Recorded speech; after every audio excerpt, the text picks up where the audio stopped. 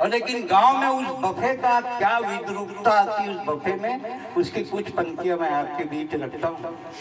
गांव में अभी भी बफे वैसे ही है जैसा वो करते हैं। हमें मिला एक दावतनामा, आज रात्रि को प्रीति भोज में आए।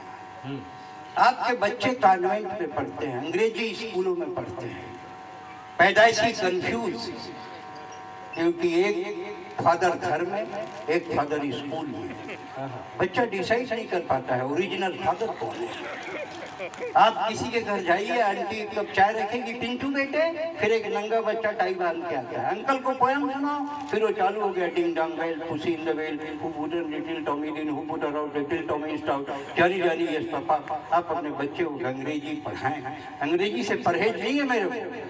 मैंने विश्व के 11 देशों में कविता पढ़ी। अंग्रेजी आपके बच्चे को पैकेज दे सकती है, जॉब दे सकती है, उद्योग दे सकती है, व्यापार दे सकती है, लेकिन सिर्फ हिंदी और आपकी मातृभाषा है जो बच्चे को संस्कार दे सकती है।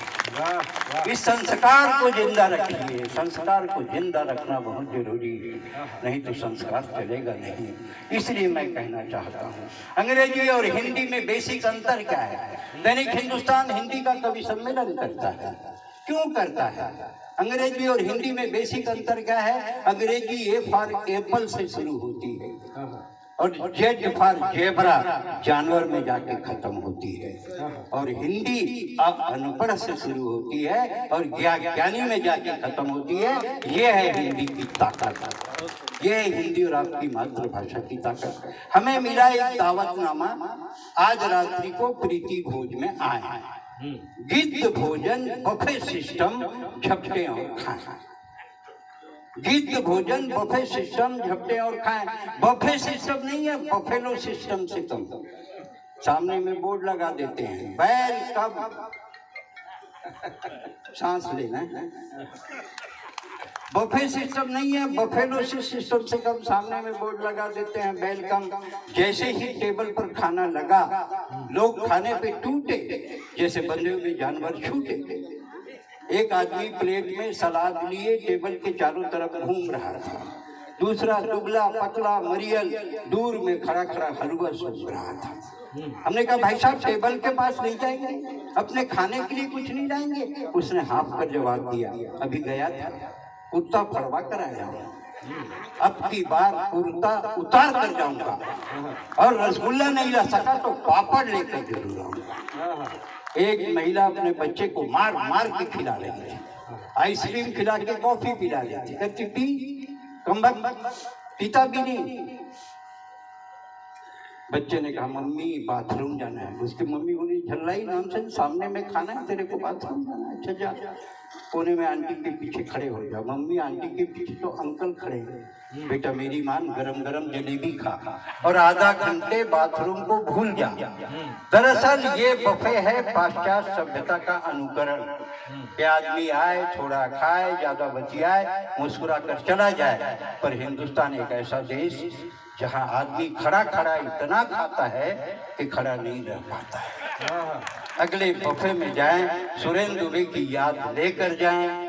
कविता खत्म होती है, एक बार दोनों हाथ उठा के आप ताली बजाएं।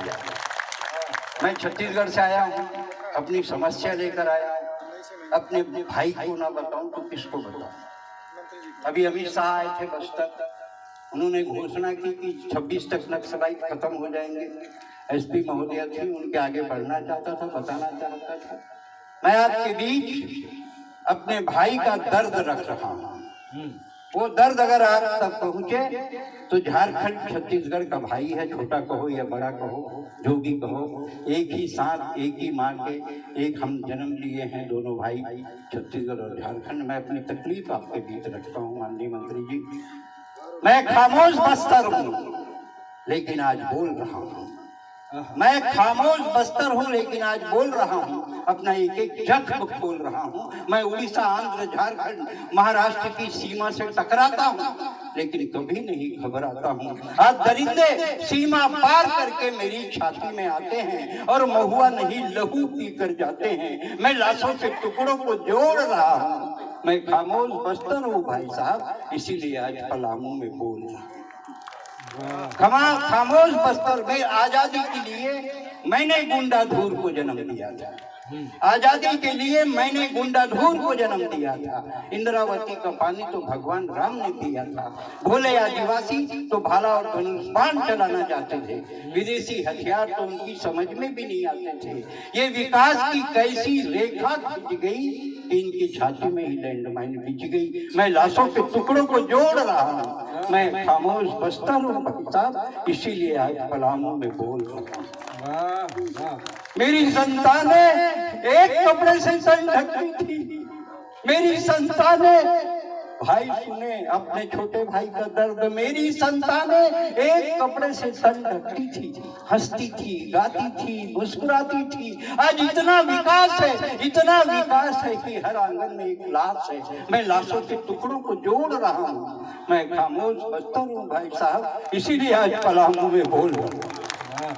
चित्रकूट करा रहा है, कोटम सर चुप है, बारसूर में अंधेरा घुप है, क्योंकि हर पेड़ के पीछे एक बंदूक है। बंदूक नहीं तो कोई चीज रखी है। उन्होंने तो अंगुलियों को भी पिस्तौल की शक्ल में मोड़ रखी है। अरे बहेलियों ने जाल फेंका है। आप यकीन करिए भाई साहब, मैंने कल मां दंतेश्वरी को भी रोते हुए देखा है। मैं लाशों के टुकड़ों को जोड़ रहा हूँ। मैं खामोश बस्तर हूँ भाई साहब, इसीलिए पलामू में आज मैं बोल रहा हूँ। अमित शाह जी कहते हैं कि 26 में नक्सलवाद खत्म हो जाएगा।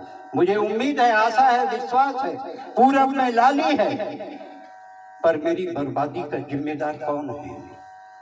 मेरी बर्बादी का जिम्मेदार कौन है? इस सवाल पर सियासत मौन है। मैं गूंगा हूँ, आप बहरे हैं, फिर भी मैं आज मुंह खोल रहा हूँ। आज मैं अपने भाई के सामने अपना मुंह पलामू में खोल रहा हूँ। मैं खामोश बस्तर हूँ भाई साहब, इसीलिए आज मैं बोल रहा हूँ, इसीलिए मैं आज बोल। नमस्ते।